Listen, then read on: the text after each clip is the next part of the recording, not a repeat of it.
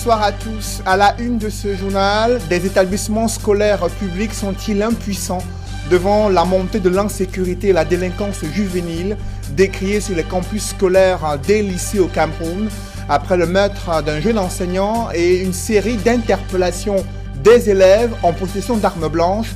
Le gouvernement mise sur la vidéosurveillance dans les lycées sans pour autant présenter une stratégie claire et inclusive de lutte contre ces fléaux sociaux dans les campus scolaires et dans la société. Nous en parlerons au cœur de ce journal.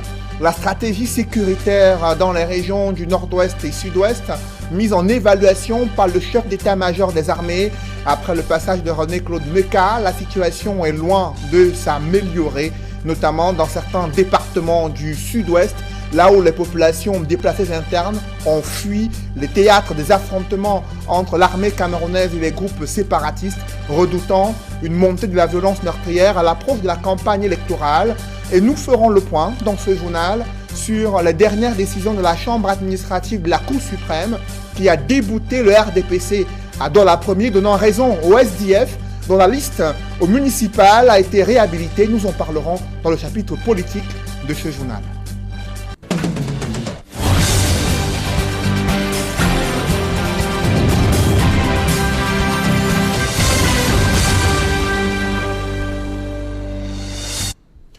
Merci de suivre cette édition complète de l'information sur Equinox Télévision. Au regard de l'enlisement de la crise anglophone, le coupé Manengouba s'est vidé de ses populations. C'est le constat qui a été fait lors d'une réunion de sécurité, réunion administrative qui s'est déroulée dans ce département. Le bilan fait par les autorités fait état de plusieurs établissements scolaires qui ne fonctionnent pas toujours. Pourtant, nous sommes déjà au deuxième trimestre de l'année scolaire en 2019-2020. De nombreux élèves ont fui ce département du coupé Manengouba, redoutant l'ampleur des violences meurtrières et des affrontements entre les groupes armés séparatistes et l'armée camerounaise, un exode massif des populations. C'est le constat que font Jacques Molon et Gladys Sidier dans ce reportage. Dans le département du coupé Manengouba, 33 écoles primaires ont ouvert leurs portes depuis le début de l'année scolaire 2019-2020, soit 11 à Tombel, 11 à Bangem et 11 autres à Ngouti. Avec les tensions liées à la crise, de nombreux élèves et leurs familles ainsi que des enseignants ont déserté les lieux, ce qui a considérablement réduit les effectifs à l'entame du deuxième trimestre. À nos jours, on compte 500 élèves dans les établissements secondaires et 400 élèves dans les écoles primaires dans tout le département du coupé Manengouba. Un bilan dressé par les responsables de l'éducation lors d'une réunion de coordination administrative avec le préfet. Jean-Marie Tchakui en a profité pour faire le bilan de la construction des infrastructures tout en mettant en garde les entreprises quant au retard accusé. Pendant ma tournée de visite des services publics, j'avais remarqué une sorte de laisser-aller. Et c'est pour cette raison qu'il était important que je rappelle aux uns aux autres leurs obligations d'après le statut général de la fonction publique et le code du travail pour les personnels qui relèvent du code du travail. Nous avons pris un certain nombre de résolutions au terme de la réunion, à savoir que désormais les uns et les autres soient présents à leur poste de travail. Beaucoup de marchés publics sont abandonnés à travers le département. Désormais, ceux qui sont adjudicataires des marchés et qui les abandonnent ne pourront plus gagner les marchés dans le département du coupé Manengouba. Le calme revient, les populations vaquent paisiblement à leurs occupations. Nous leur demandons de ne plus céder à la peur. Le département du coupé Manengouba dans la région du sud-ouest essaye tant bien que mal de panser ses plaies suite aux affres de la crise anglophone. Plusieurs secteurs ont été paralysés, l'éducation et l'économie au premier plan.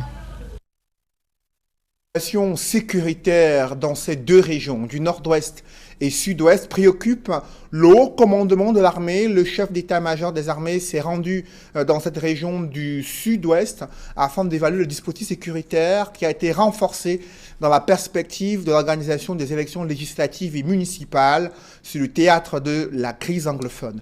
D'autres précisions avec Derry Diator et Kate Diarra. À quelques semaines des élections couplées de février 2020, le général de corps d'armée Claude Meka s'est rendu dans le sud-ouest afin d'apprécier l'implémentation des mesures de sécurité qu'il a personnellement prescrites pour la bonne tenue du scrutin. À mon niveau, je prescris les mesures qui doivent être prises dans le cadre des élections, parce qu'il y en a plusieurs, du 9 février 2020.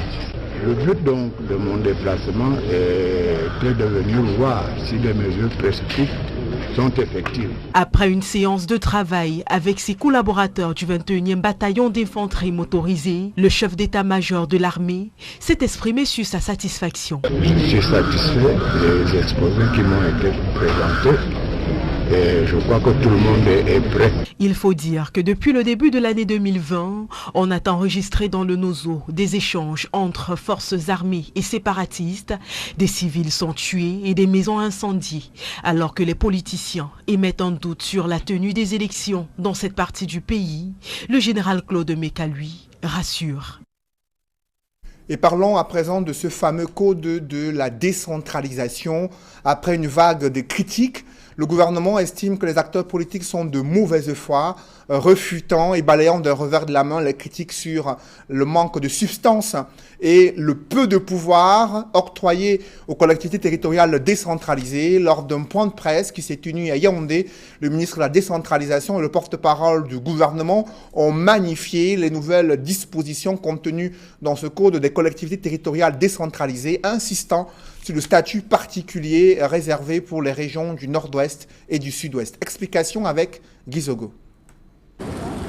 Le nord-ouest et le sud-ouest étaient à la une lors de la conférence de presse conjointe que le ministre de la Communication et celui de la décentralisation et du développement local viennent de donner à Yaoundé. Très clairement, cette posture a été énoncée.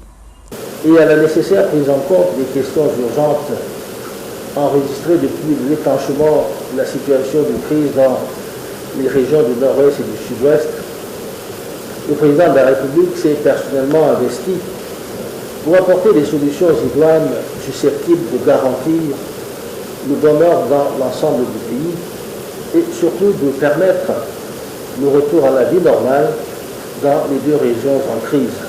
Explicitant la loi portant Code général des collectivités territoriales, adoptée et promulguée récemment, le ministre de la décentralisation et du développement local explique que l'exécutif dans les régions spéciales du nord-ouest et du sud-ouest fera l'objet d'un fonctionnement particulier.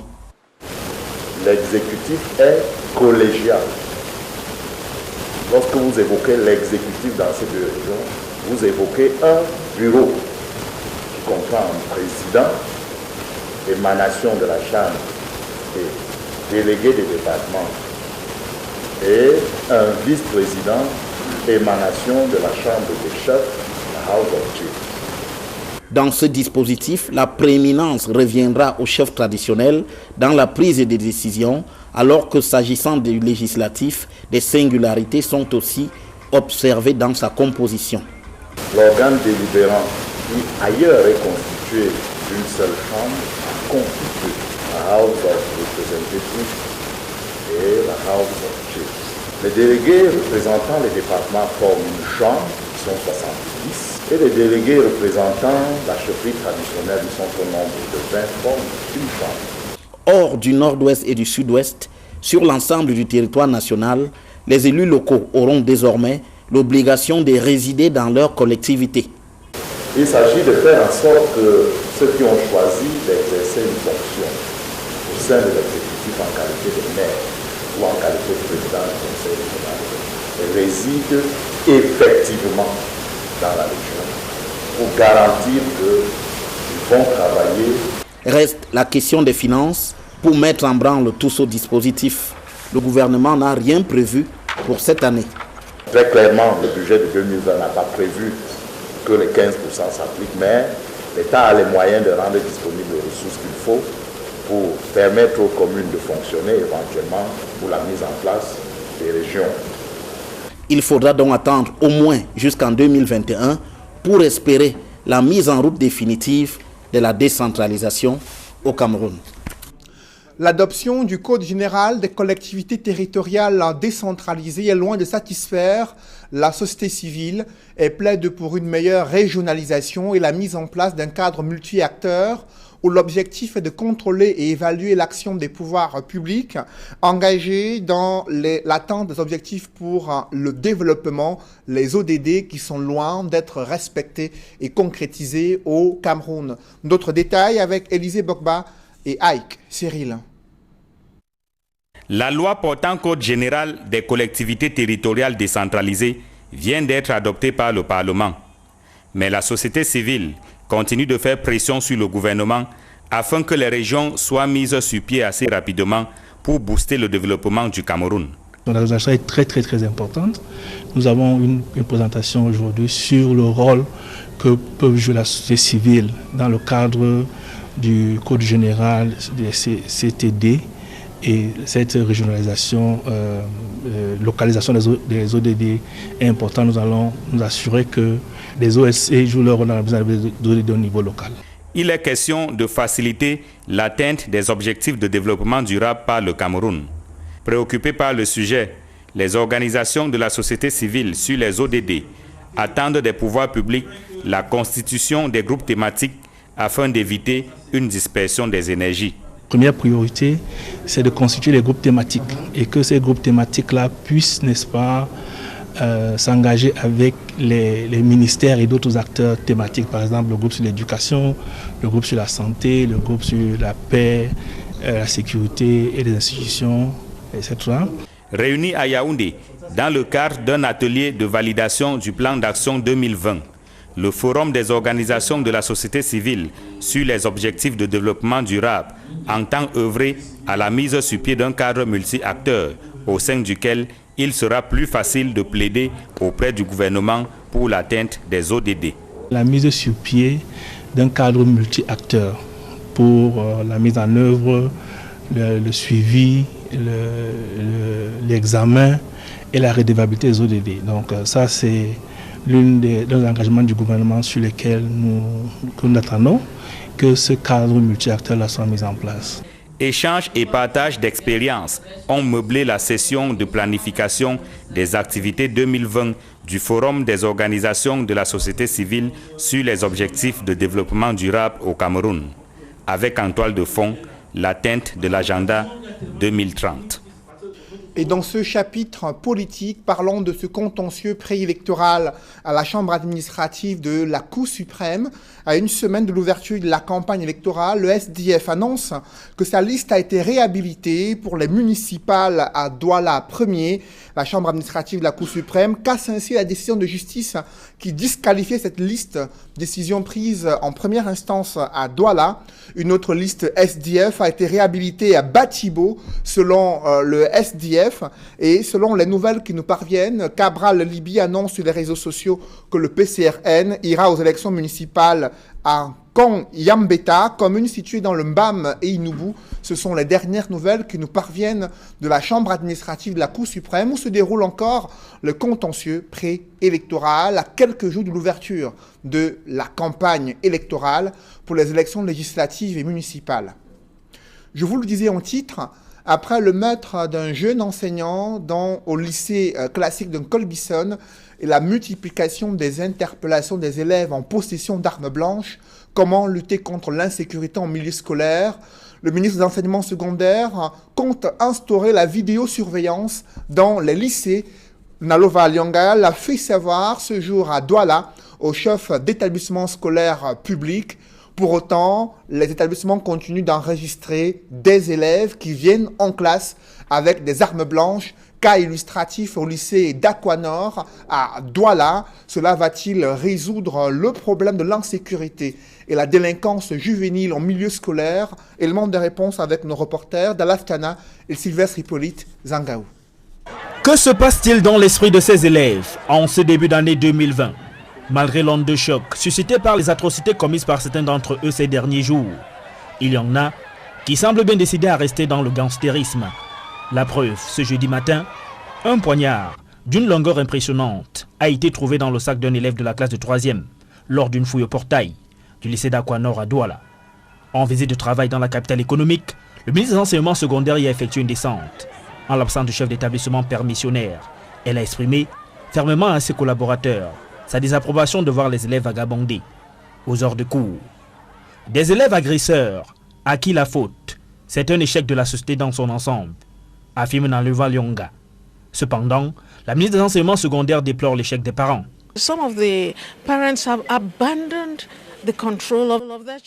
Certains parents ont abandonné leurs devoirs. Est-ce l'école qui doit se substituer à eux? Ça ne peut être cela.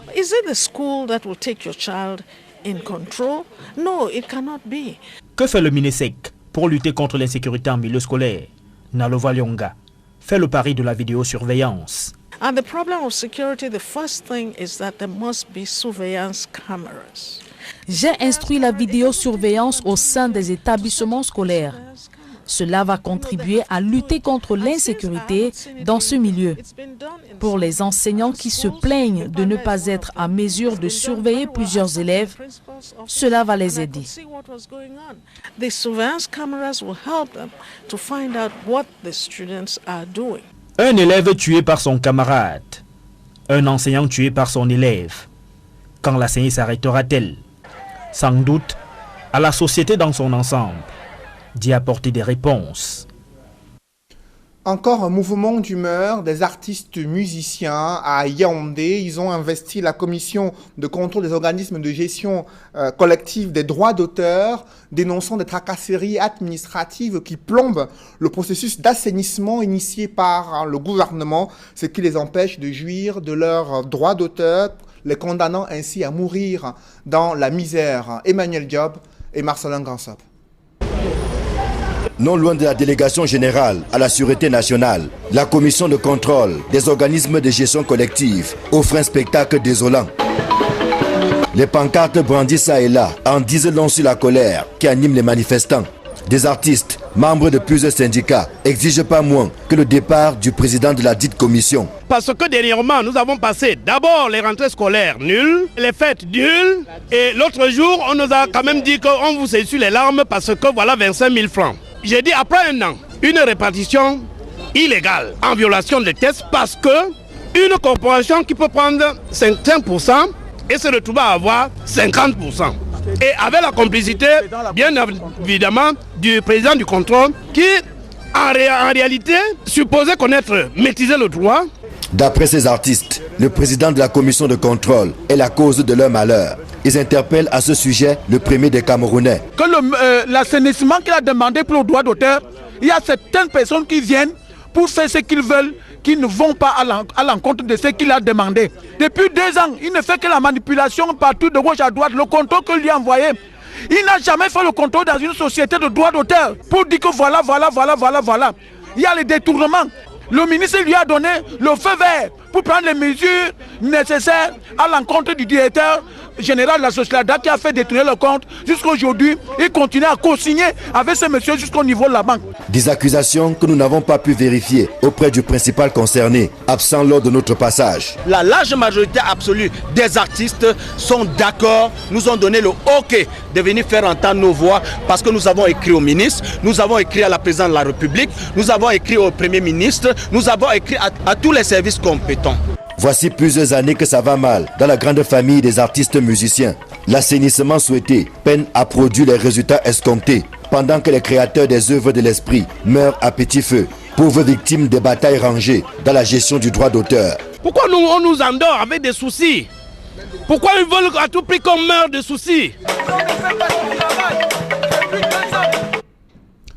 Dans le reste de l'actualité, très peu de pays africains intègrent les modèles alternatifs de règlement des litiges économiques. Pourtant, l'utilisation de l'arbitrage réduit en cas de conflit les temps de procédure judiciaire, favorise le règlement à l'amiable et préserve les intérêts des parties en conflit. La promotion de l'arbitrage dans l'espace OHADA est au cœur d'un colloque international qui se tient à Douala. Innocent Abega et Donald Brice Kamgan. En matière de règlement de conflits dans les affaires, la pratique montre que le recours aux tribunaux civils est généralement coûteux à la fois en temps mais aussi en argent, du fait de procédures souvent trop longues. L'Organisation pour l'harmonisation en Afrique du droit des affaires, OHADA, l'a compris.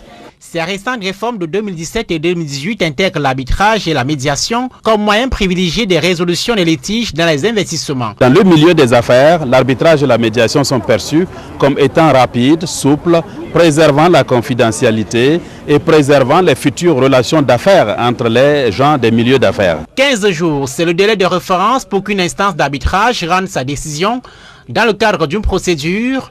Le cas échéant, lorsque l'arbitrage n'a pas été concluant, la médiation entre en jeu entre les parties. Le colloque sur le règlement des différends relatifs aux investissements par arbitrage et médiation dans l'espace OHADA doit permettre d'affiner les connaissances des juristes, avocats, magistrats, opérateurs économiques quant aux nouvelles dispositions spécifiques de l'OHADA. Les nouveaux textes OHADA sur l'arbitrage et l'acte uniforme sur la médiation recèlent des dispositions très favorables à la communauté des affaires pour le règlement des différends d'affaires et spécifiquement des investissements. Afin de s'adapter à ces nouveaux modes de résolution des conflits liés aux investissements déjà très ancrés en Europe et en Amérique, le continent africain qui entre dans sa zone de libre-échange doit former davantage de spécialistes sur la question. Il n'y a pas suffisamment d'arbitres africains, il n'y a pas suffisamment de praticiens africains de l'arbitrage et notamment de l'arbitrage d'investissement. Donc c'est un des thèmes sur lesquels nous allons nous pencher dans le cadre de ce chantier de réforme, c'est celui de la diversification et de permettre à l'Afrique de jouer tout son rôle dans ce système de règlement des différends. Les actes du colloque de 2 jours organisés par l'Association pour la promotion de l'arbitrage en Afrique seront vulgarisés auprès des 17 États membres de l'OHADA, des experts et des opérateurs économiques. C'est avec tristesse et consternation que l'Ordre des avocats et ses proches ont appris son décès brusque. Maître Sylvain Swop, membre du Conseil de l'Ordre, célèbre avocat au barreau du Cameroun, est décédé dans des circonstances encore non élucidées. Victime d'une opération du bras qui aurait mal tourné, il est décédé très tôt ce matin à Yaoundé. Reportage Élisée Bogba et Aïk Cyril. Impossible d'accéder au cabinet de Maître Sylvain Swop au centre-ville de Yaoundé. Les scellés y ont été apposés dès l'annonce de son décès tôt ce matin. Une nouvelle que ses voisins ont accueillie avec tristesse. Très tôt ce matin, c'est mon épouse qui m'a annoncé la triste nouvelle en me disant qu'elle a lu sur les réseaux sociaux et on a annoncé la mort de Maître Swop. Maître Sylvain Swop a été victime d'un accident de la circulation dans la nuit du 10 au 11 janvier dernier. Admis au centre des urgences de Yaoundé, rien ne présageait d'une mort jusqu'à ce que la triste nouvelle soit annoncée. Il était sur son lit d'hôpital avec la main effectivement attachée, mais rien ne présageait. Tout le monde disait, lui-même il disait, bon, tout va bien. Mais et vous savez, la mort, c'est toujours quelque chose qu'on n'arrive toujours pas à cerner. Nous sommes rendus à presque 40 jours après la marche du 26 janvier 2019. 203 personnes ont été interpellées dans le cadre de cette marche. Interpellées à la fois donc ce jour-là et également le 28. Avocat au barreau du Cameroun, Maître Swop entretenait de bonnes relations avec ses voisins qui reconnaissent en lui un homme intègre. Comme voisin, j'ai le souvenir d'un monsieur courtois qui n'a jamais dit un mot déplacé à un voisin et qui savait toujours ramener les gens à la raison. Sur le plan professionnel, Maître Sylvain Swop était le chef de file des avocats de Maurice Kamto et ses alliés et partisans du MSC. Nous avons appris dans la journée d'hier que nos clients étaient donc dans la soirée déférés devant le juge d'instruction du tribunal militaire de Yaoundé. 27 ont été inculpés par le juge d'instruction, y compris donc le professeur Kamto et les autres. Qui ne se souvient pas de Maître Swop au Conseil constitutionnel? Qui ne se souvient pas de Maître Swop devant le tribunal militaire? On perd un brillant juriste, un brillant avocat. La mort de Maître Sylvain Swop est perçue comme une grosse perte pour la justice camerounaise. Adieu l'artiste. Maison centrale et principale de Yaoundé. Dans l'escale internationale, en Angola, Isabel dos Santos annonce qu'elle sera candidate à l'élection présidentielle malgré le gel de ses avoirs, les accusations de détournement de deniers publics qui pèsent contre elle. Human Rights Watch s'inquiète de la situation des droits de l'homme en Guinée et Conakry, alors qu'en Russie, il y a un nouveau Premier ministre et des réformes constitutionnelle annoncée par le président Vladimir Poutine qui vise à renforcer les pouvoirs du Parlement et du chef du gouvernement sans pour autant perdre la main sur la gestion et le contrôle des institutions russes. On voit tout cela dans la mouture internationale avec Michel Ngachou. Isabel dos Santos en course pour la présidentielle en Angola. Dans une interview accordée mercredi à la chaîne de télévision portugaise RTP, il lui a été demandé si elle serait intéressée par le rôle de président. En décembre, un tribunal angolais a ordonné la saisie de ses biens et ses comptes bancaires, ainsi que ceux de son mari, Sindinka Dokolo, et de son associé, Mario Leite da Silva. Cette décision fait suite à des accusations selon lesquelles Isabel dos Santos aurait détourné plus d'$1 milliard de la Sonangol et du négociant officiel en diamant sodium vers les entreprises où il détenait des participations. Au cours de l'entrevue, elle a nié les accusations en indiquant qu'il s'agissait d'une attaque contre sa famille et d'une campagne contre ses ambitions politiques. Dans son dernier rapport mondial sur les droits humains, il y a une répression croissante des libertés de réunion et d'expression en 2019 en Guinée, autour des manifestations qui continuent contre le projet de nouvelle constitution proposé par le président guinéen Alpha Condé. Human Rights Watch, par la voix de son chercheur Wilmington, croit que l'impunité pour les actes commis par les forces de sécurité en Guinée, surtout pendant les manifestations, est prioritaire pour le gouvernement, dont on n'a presque pas d'espoir si l'on est manifestant blessé ou tué, qu'il y aura des enquêtes crédibles et que les forces de sécurité responsables soient punies. Il y a un cas de policier ou gendarme qui a été condamné par la mort d'un manifestant en 2019, déclare le chercheur. De son côté, Damontan Albert Camara, le ministre guinéen de la Sécurité et de la Protection civile, s'étonne de certains éléments de ce rapport. Il affirme notamment que le droit de manifester est respecté en Guinée. D'ailleurs, ce mercredi, l'opposition guinéenne dit suspendre ses manifestations après 3 jours de protestation ayant fait au moins 3 morts. Vladimir Poutine annonce une révision de la Constitution et nomme un Premier ministre. Il a proposé mercredi une révision de la Constitution, des annonces qui ont relancé la conjecture sur la préparation de son avenir politique après la fin en 2024 de son dernier mandat de président. Il a choisi comme remplaçant à Dimitri Medvedev, son fidèle chef de gouvernement, un personnage de l'ombre, Mikhail Mouchissine, 53 ans, le patron du fisc russe. Les propositions de réforme exposées par M. Poutine visent aussi à renforcer les gouverneurs régionaux, à interdire aux membres du gouvernement et aux juges de disposer d'un permis de séjour à l'étranger. Le chef de l'État conservera le droit de limoger tous les membres du gouvernement et nommera les chefs de toutes les structures sécuritaires. Il a également proposé de renforcer les pouvoirs du Conseil d'État, une institution consultative composée de divers responsables nationaux et régionaux, et de placer la constitution russe au-dessus du droit international dans la hiérarchie des normes. Parlons à présent du centre des urgences de Yaoundé qui se dote de matériel et des équipements destinés à la chirurgie à vente fermée, équipements de pointe qui ont été livrés par l'entreprise SAT Pharma. Cette entreprise a organisé une session de formation du personnel médico-sanitaire au centre des urgences de Yaoundé afin qu'il s'adapte à ce nouvel outil pour améliorer la prise en charge médicale des patients dans le centre des urgences de Yaoundé. Reportage. Comme dans une salle de classe, le personnel soignant du centre des urgences de Yaoundé, avec à sa tête le top management, s'abreuve à la source de l'expert Anissad. C'est que le Curie vient de se doter d'un équipement de dernière génération qui va révolutionner certaines de ses prestations. Vous savez que le Curie a des problèmes en termes de transfert des patients. Il était question de passer à la chirurgie ambulatoire. Et qui dit chirurgie ambulatoire, oui, dit équipement de haut niveau. Ces 2 équipements nous permettent, n'est-ce pas, de prendre en charge les malades de façon mini-invasive et de les laisser partir à la maison sans avoir besoin de transférer le malade dans d'autres hôpitaux. Donc comme nous sommes leaders dans les urgences, il était de bon temps de nous arrimer, n'est-ce pas, aux standards internationaux. Et aujourd'hui, c'est effectif. Nous attendons encore d'autres équipements qui vont maintenant s'intéresser aux urgences médico-chirurgicales, aux soins intensifs et en réanimation. Il était donc de bon ton que le personnel s'arrime à la nouvelle donne. D'où cette formation de 2 jours qui a mis tout le monde à la page. C'est un équipement en fait japonais et allemand de haute technologie, une colonne de gastro-entérologie et une colonne de celluloscopie.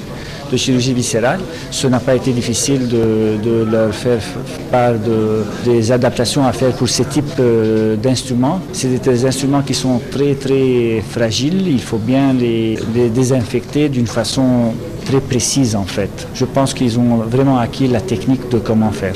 Derrière l'acquisition de ces équipements qui font rêver, se trouve la main professionnelle d'une entreprise citoyenne, SAT Pharma. Et SAT Pharma a pour objectif de permettre à la population d'acquérir tout le matériel paramédical à un prix très accessible et permettre bien évidemment aux structures sanitaires de s'arrimer à une nouvelle technologie. C'est d'ailleurs pour cette raison, avec l'aide du pouvoir public, que nous avons fourni une colonne d'endoscopie de haute qualité au centre d'urgence de Yaoundé. SAT Pharma ne s'arrête pas à la fourniture et à l'installation de ces équipements. Elle va également assurer le service après-vente en bonne intelligence avec les responsables du Curie. Le pouvoir public ne s'est pas trompé en sollicitant SAT Pharma pour l'installation de ces équipements. Et surtout que nous avons des ingénieurs hautement qualifiés qui pourront assumer l'entretien curatif et préventif de cet appareil. Leader dans son domaine, SAT Pharma est l'objet de plusieurs sollicitations. Son expertise et son professionnalisme vont au-delà des frontières camerounaises. Nous allons finir la formation au Curie. À la fin du mois, nous serons dans le Grand Nord, je dis bien dans tout le Grand Nord, pour la formation. Et en début d'année, nous allons monter pour l'équipement de la MINUSCA en Centrafrique, parce que c'est nous qui sommes les fournisseurs du matériel para. Vous constatez donc que la sollicitation dépend de la qualité de la prestation que SAT Pharma présente. Situé à la descente du quartier Nilon, non loin de Sonel-Loncac, SAT Pharma, qui totalise plus de 20 ans d'expérience, est spécialisé dans la vente du matériel paramédical, la représentation et la distribution des produits de parapharmacie, du matériel médico-chirurgical, puis du matériel de laboratoire et autres consommables. Ces portes vous sont grandement ouvertes à Yaoundé. Mesdames, messieurs, c'est la fin de ce journal. Merci de l'avoir suivi. Juste après cette édition de 20h, retrouvez Serge Alain Otto et ses invités pour le débrief du journal sur le plateau d'Equinox Soir. Serge Alain. De la vidéosurveillance pour lutter contre l'insécurité dans nos lycées. C'est la stratégie du ministre des Enseignements secondaires au regard de la montée de la délinquance juvénile, des meurtres qui se multiplient dans les lycées où des enseignants et même des élèves sont pris pour cible par leurs propres camarades. Le ministre estime qu'à travers la vidéosurveillance, l'administration des lycées pourra mieux contrôler les mouvements des élèves. Pour autant, vous avez vu qu'il y a eu encore aujourd'hui un élève qui a été appréhendé avec une arme blanche à l'entrée de son lycée situé dans le 3e arrondissement, dans le 5e arrondissement de Douala. Cela pose le problème de la présence encore des armes blanches dans les sacs écartables de ces élèves dans la plupart des lycées au Cameroun. Les caméras n'étaient pas encore installées, c'est Cédric Noufélé. Madame, Monsieur, c'est donc l'essentiel Equinox Soir, deuxième partie. Bonne soirée à vous, Cédric. Bonne soirée à vous, Serge Alain. Et bon week-end à vous, Cédric Noufélé. Bon week-end également à vous. Rendez-vous lundi, 20h. Rendez-vous lundi, 20h.